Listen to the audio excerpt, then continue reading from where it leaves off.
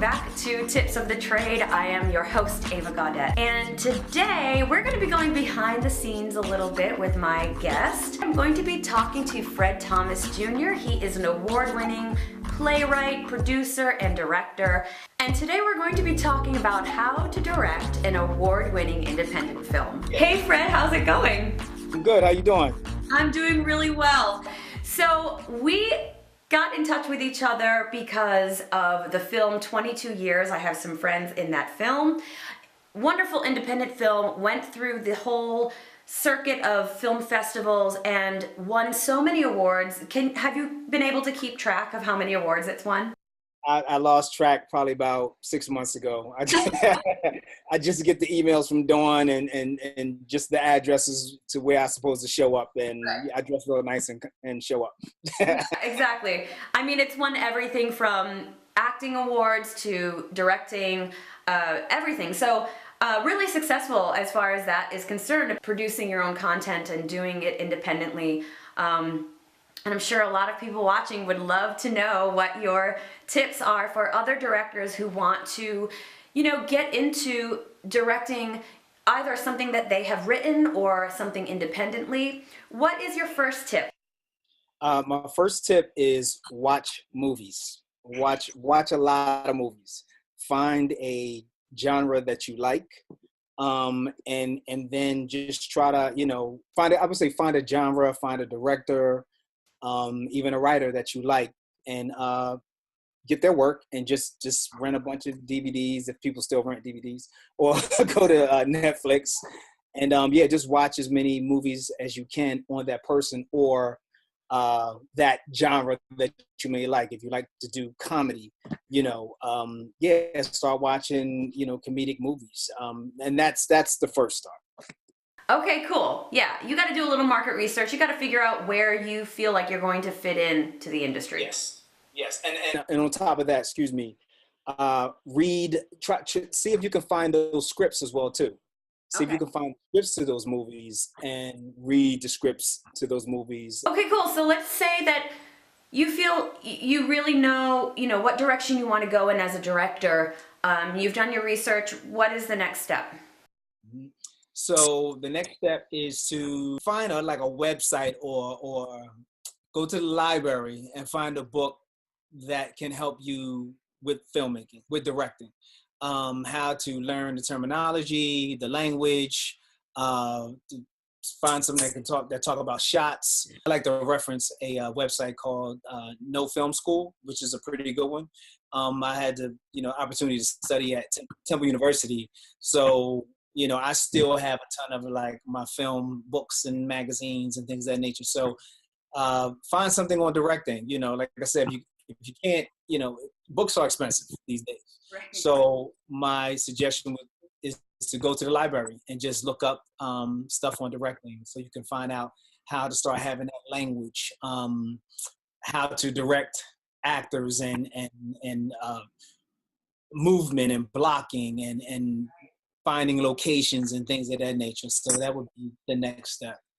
Yeah, that's a really good tip, because people just starting out may not realize that there is a whole language that is used on set that is pretty much industry standard, used across the board. And if you're not using the same terminology as, say, your AD or your actors, it'll get pretty confusing. It's very important to know the language, and just so you know how to talk to and communicate with your crew, because that's what's really important, communication. Absolutely.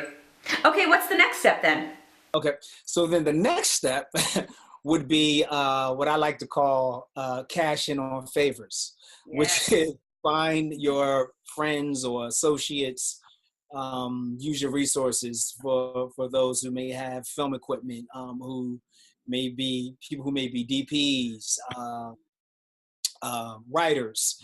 You want to find the right project. So you have a writer friend and they have a comedy, or maybe they can refer somebody to you, or they may be able to write something for you, or they may have something. Start with that. You start looking at the script, start going through it, breaking it down, and then cashing in those favors if you decide to just what you want to do. And I'll start on a small scale. So let's say you want to do a short, and it's a comedy. So after taking a look at the script, having a conversation with the writer about the direction that it's going in, what their possible vision is, and how you would like to apply yours. Then you start calling the friends, like, hey, who has a camera, who's a grip, who has grip equipment, things of that nature, PAs. Then you call your actor friends, if you have any. If not, you can always put out posting on like a Craigslist, on backstage. And another thing I like to do is go to like different acting schools and put up posts in various acting schools to kind of get actors to come on board, or create an interest. Yeah. How did you find your cast for 22 years? Wow. A good majority of folks are people who knew Dawn or worked with Dawn in some capacity. Gotcha. Yeah, we had sort of a small audition process, but most of the lead actors she was friends with, and that's the thing. Like, that's who you kind of go to. If you got characters in your piece who folks that can play, then hey, you should. That's the pool of people you should go to first. Right. Absolutely. Okay, so let's say you have your cast and your crew and your script. What do you do next? Cast, crew, script. Then you start looking at locations. Yeah. And, what I like to do myself is I look at what I have in the script, and I say, okay, I go back to the same thing. Who do I have contacts with that I can shoot in something similar to this, or maybe this place itself? Say you use like a coffee shop. Yeah. Who do I know that owns a coffee shop? Or there's a coffee shop that I go to, Right. and they don't know me, but they know my face. Yeah. You go in, maybe try to broker a deal, say, hey, could I, use your coffee shop during the time that you guys are closed, or when you're slow. If you can offer some sort of some gift or donation monetarily, that'll be great. But a lot of times, a lot of the coffee shops and different retail stores and whatnot would be like, hey, put our name in the credit, and don't break nothing. And sometimes you may have to. Another good thing is to possibly get like an insurance policy, because some folks feel they're fine with you shooting in their place, but they may want for you to have an insurance policy. Yeah. And that can run maybe $200 to $300. Okay. So that's something to kind of look into as well. Just looking at insurance as well, and for your equipment, for safety, your equipment. If the people who you work with don't have their equipment insured themselves, so it's just to kind of protect you. But it's a little cost in there. But yeah, you get your location, then after scouting is what we call scouting for location. I like to bring my camera, take pictures. I like to sketch, storyboard sometimes at that location. If it's a park, I'll, not a drawer, I'm not an artist, but I can, I can draw some stick people and just kind of put them in the frame, and start composing your shots. Yeah, there's a lot of prep work that you can do beforehand, before actually getting to the location. I think it's important to think about timing, especially when you're doing this on a shoestring budget or sometimes no budget at all. You may be allowed, I don't know, maybe that coffee shop is like, sure, you have 2 hours to do everything you need to do. Doing the prep work is definitely going to save you time when it gets to the day of the shoot. Big time, man. So, any tips for, while you're doing the shoot? Yeah. So once you have everybody together, you have all the pieces in place, you know what you're going to shoot, you've auditioned your actors, you know who you're going to use, you got your crew folks together, the camera you want to use, the shots you're going to compose, and that's communication with the director of photography / cinematographer. What you want to do is you want to have a production meeting so that everybody knows what their role is, and so that everybody knows who they're working with, and that you're all on the same page before you actually go into the shoot. So I always advise that sort of have some kind of meeting, or at least Skype or stay on the phone. Just keep that dialogue going so that everything it goes according to plan when you shoot. Communicate on the set. Be respectful. Just saying hi to your crew and your cast might seem like a small thing, but it goes a long way. Because you're the quarterback, you're the director, so you kind of set the tone for the mood of what's happening on the set, and people will respect that. And I'm talking about from, a producer on down to a production assistant. Right.